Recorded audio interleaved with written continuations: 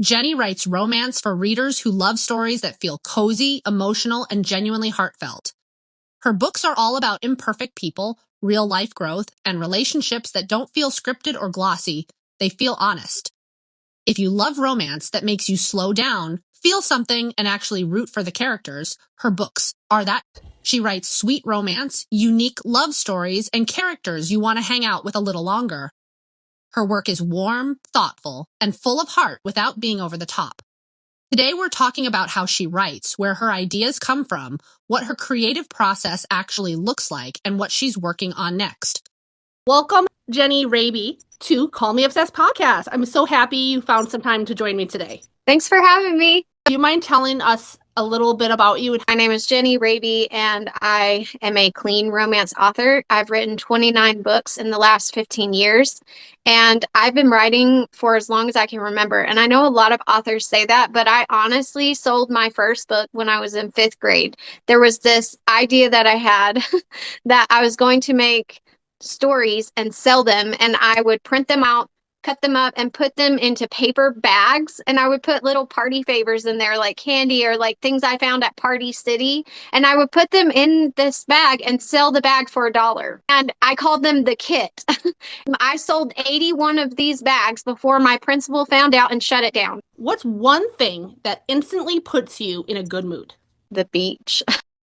When you're not writing, how do you usually like to unwind and reset? I'm a big K-drama fan. I got into Korean dramas when I had my second child and I was up with him at night. They just really show good chemistry, and I love studying that. It's like an art, what holding hands means, or like what your first kiss means. How would you describe the kind of stories you love to write? There's a category on Amazon called Clean and Wholesome Romance, and it was created out of a need to have something that wasn't Christian romance and something that wasn't spicy romance. Sweet romance, I feel like, falls in that clean and wholesome category perfectly. I like to call them sweet instead of clean because, then you can be like, well, what's clean and what's not clean? And why are you calling my reading not clean? And there's like some negative connotations with that. So I just like to say sweet. And my books specifically have no explicit language, no explicit violence, and no explicit sexual content. Readers know exactly what they're getting.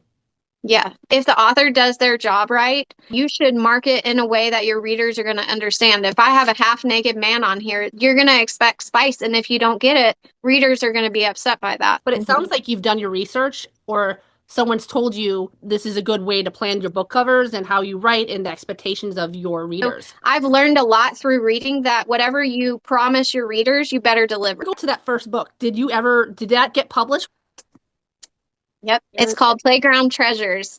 So I've always loved reading romance, and this is not always true, but most writers like to write what they read. And so I just thought, it'd be really fun to try a romance next. I did do some other middle grade ideas, but they ended up dying in my file folder. They're somewhere. I do have 2 other kid novels that are written. What is your favorite book that you would recommend if someone was looking at getting one of your books? But I do have a Valentine's specific book called Chalk It Up to Love. This is probably the most Hallmark book that I've written about 2 people who want to renovate the same house in town. But there's a stipulation on the house that the city owns it and a couple has to fix it up together to get the grant money. So these 2 fake a relationship so that they can fix it up together. And while they're doing it, they start finding these letters left around the house by a previous couple that lived there. And on it are dating tips. And even though these 2 are nowhere close to dating, they start testing out some of these tips. So this one is a really cute Valentine's Day. I have to mention the newest book that just came out. I know it's very cozy mystery Halloween themed, but this one really shows some growth in character as a writer for me, because up until this point, I very fluffy writing. I have lots of plots that are just Hallmark feel good palate cleansers, but this one is one that I wrote with my mother. Look how cute she is. But she and I are the 8th and 9th great granddaughters of someone who died in the Salem witch trials, Rebecca Nurse, if you know anything about that history. And so when she retired, she said, I really want to write a book with you, and it would be great if we could do something with the Salem witch trials. So this one's all about a baker and a detective that are tied together in an investigation, and it all ties back to the Salem witch trials. I was really drawn to this cowboy romance. Can you tell me a little about that for me personally? Everyone loves a good cowboy. Okay, so a couple of years ago, I started writing a Christian romance. And up until this point in time, I had never done that before. And I didn't want to suddenly throw that at my readers because I did not tie in any kind of religious aspects into my writing. So I created a pen name, June B. Anderson. And this is actually a series that I started. And it all started with Casey and Beckett.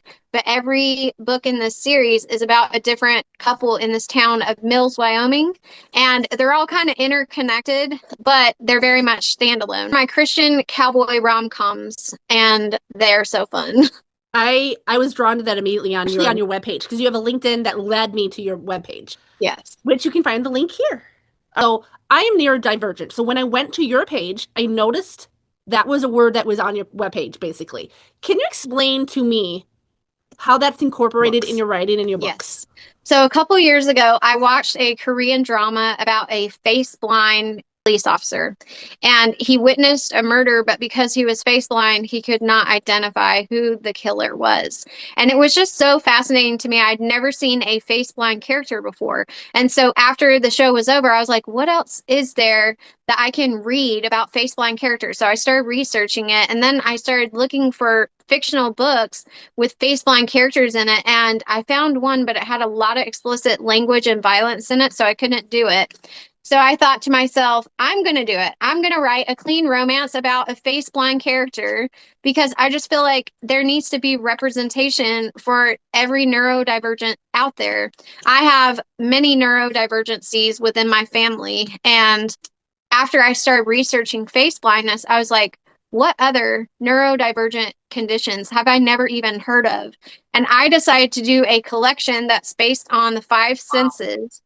And so every book is one of the senses and a neurodiverse character that we don't often see representation for. Sight is face blindness. Touch is a man who has hyperesthesia or a very strong sensitivity to touch, and he can't even touch anyone without feeling physical pain. Book 3 is on probably the most fascinating neurodivergence that I studied, and it was synesthesia. Synesthesia is where two of your senses cross in your brain, and so you may confuse two of your senses. So some people can see color and hear sound at the same time, or they may hear sound and see color. For her, she is a food mind reader. When she looks at someone, she sees what they crave to eat and she makes it for them. The last one is Scent of Love, and this one's about a girl who has a hypersensitivity to smell. She has something called hyperosmia, and it's when you have a very strong sense of smell. And she has made a living off of her nose. She is a professional sniffer. Companies hire her to test products. And this is actually a real job that I researched about. But she loses her sense of smell during COVID, and it never comes back. So she has to kind of figure out her life again. She goes through an identity crisis. I wanted to show characters that, one, we're not like, oh, poor me, I have this thing, it makes me a weak person. And all the people that I interviewed about their neurodivergent conditions, that's one thing that they told me is they're like, please don't say poor me, because they're still amazing people. They're actually stronger than a lot of people because of what they've had to go through. And especially for the face blindness.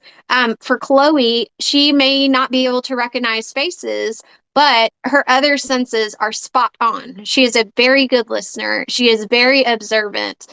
She has excellent taste scale, and it's like her other senses are very sharp. And that's how I feel about all the characters that I wrote about, is that even though they may be lacking in some areas, they were very strong in others. You really love your characters. I do. They're in my head, so I have to make them real. Yes, they're like your family. Yes. And actually, the book that comes out is book 5 in this collection. So it's the last one that will be officially published. It's going to be about a girl she has a hearing disability. She has tinnitus, which is something that I have. It's a constant ringing in your ears. It can cause a lot of ADD issues. It can cause irritability and loss of hearing. And so she explores kind of the deaf community through this book.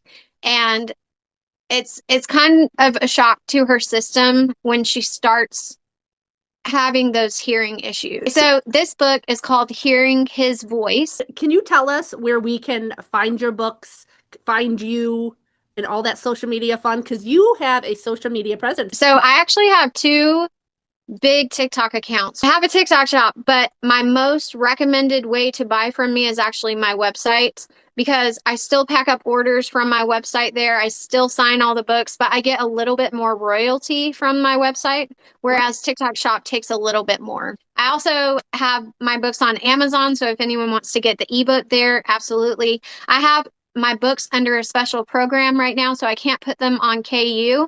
But there is going to be a program that I'll be announcing soon where you can get access to multiple, and I'm talking 250 clean romance authors, and you can have full access to all of their books, all of their audiobooks, and they're going to start doing paperbacks eventually. So I will be announcing later on about this, but if you are a clean romance reader, you definitely need to contact me. But I signed an NDA, so I can't really talk about it, but it is going to be amazing, especially for those readers that are more sensitive like me, that do not want to run into topics that like we're not sure we can handle or that we want to handle.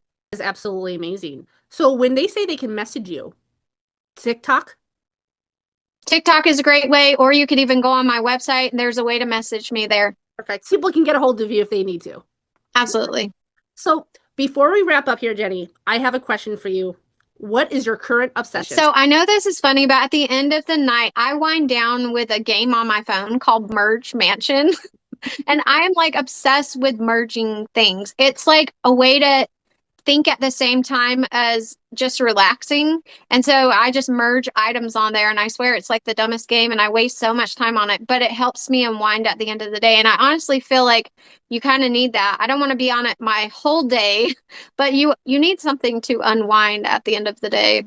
And my other obsession, like honestly, I am a people person, and so being on TikTok is fun for me just because I get to meet people, and I stay at home and write books all day, and you would not think that was so isolating, but it really is. And so any kind of connection I can have to people either through my posts and interacting with them or just going to other posts and commenting, that might be my only adult interaction for the day. So I really value the time that I can pretend that I'm an adult. What kind of feedback from your readers means the most to you? I really value my art team. I've had them for a lot of years. Some of them have been with me from the beginning. And I value their feedback probably more than anyone. So if they tell me something is not right, that's a red flag to me, and I need to listen to them. And I do think authors should be able to say things that they want to say their way. But part of being an author is also writing what people need and want to hear, because that is part of the business. It can be very isolating to write to yourself. There's a lot of authors I know that do write like that. They write whatever they want with no respect to any of their readers. And I just think, yeah, you could do that, but I'm not here to write for myself. I'm here to write for my readers. And so it would benefit me to listen to them. So I actually do read all of my reviews. You respect your readers, and I love your art team is so important to you.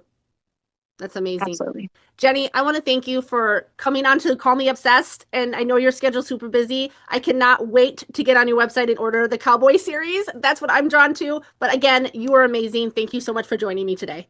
Thanks for having me.